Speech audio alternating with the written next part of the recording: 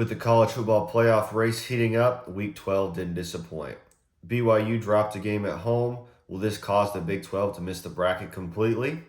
Georgia looked like the defending champs at home. Oregon survives a tight one on the road. And SMU continues to make noise. All of this looking ahead to the massive matchup in Columbus this weekend. Let's take a look at my bracket after Week 12. Welcome back to No Huddle Sports. My name is Forrest, your host. Let's take a look at my first teams out. One of my teams to be left out is BYU, who dropped their first game last night to Kansas. Kansas is now 4-6. The Cougars are 9-1 and still in the driver's seat to make the Big 12 title game. 5 of BYU's games this year have been within one score, and I think the next couple weeks we'll see a few more of those.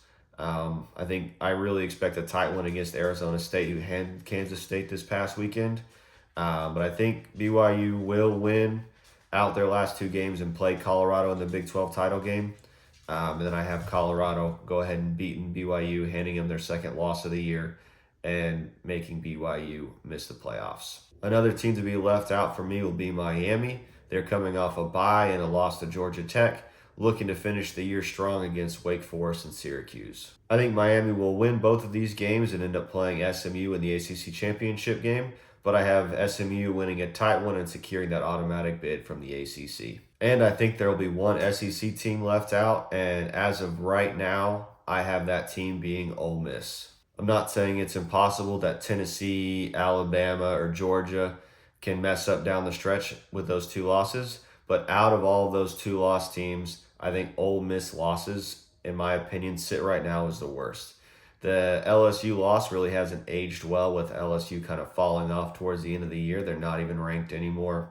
And then that loss to Kentucky, who currently sits at 4-6.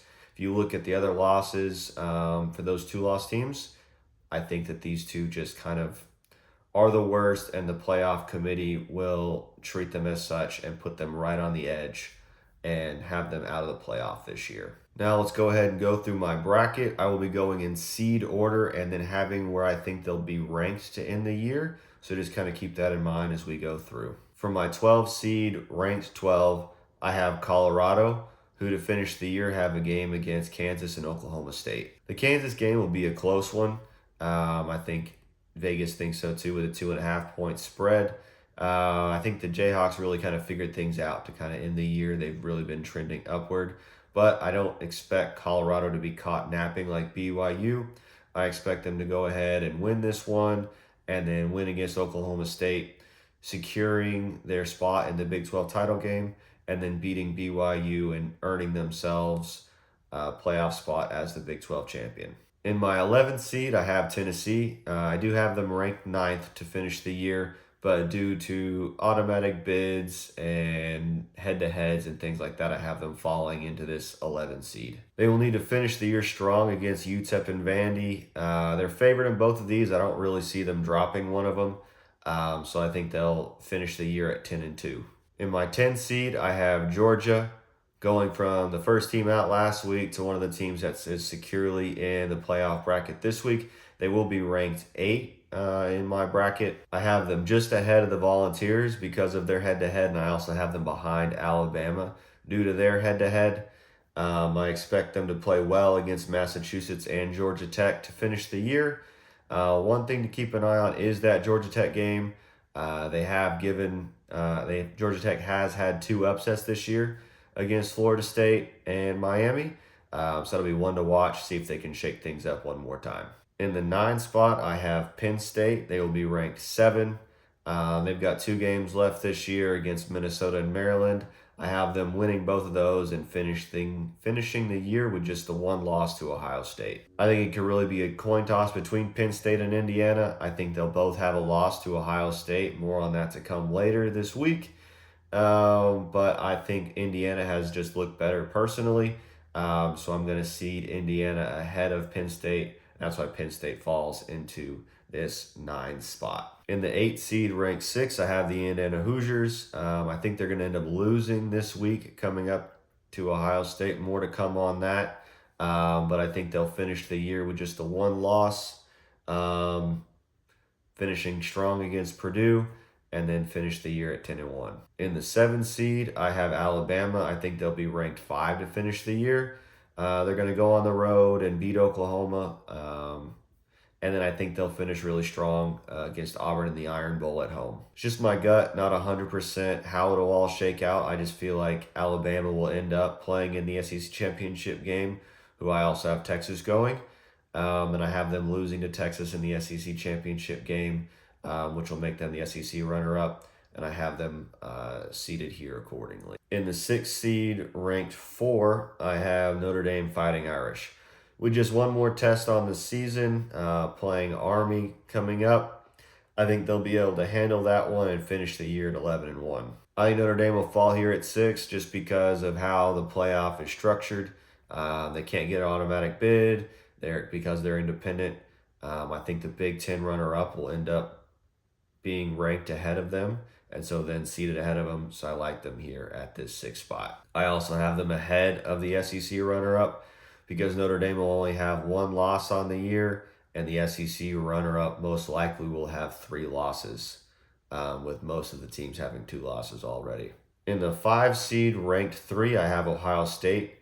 I think they will hand Indiana their first loss on the year this weekend, giving them the heads up against Penn State and Indiana, propelling them to a rematch against Oregon in the Big Ten championship game. I still think Oregon is the better team, so I have them beating the Buckeyes in the championship game, which brings them to be seeded 5 here and finishing the year at 11-2.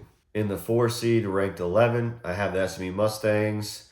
This is because I have them beating Miami in the ACC championship game, as I mentioned, as Miami being one of my teams left out. I think SMU will finish the year strong with 2 more wins against Virginia and Cal, being 11-1 going into championship weekend.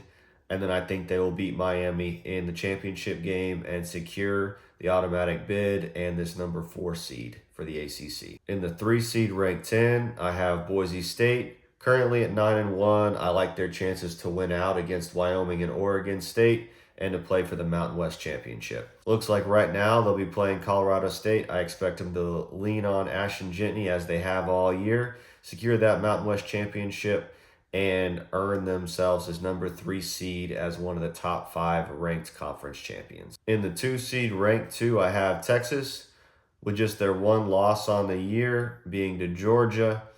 I think they're going to end up winning against Kentucky coming up this weekend, and then gearing up for the game we've all been looking forward to all year in College Station against the Aggies. That game will determine much of what the SEC representatives will look like, not only in the championship game, but also in the playoff.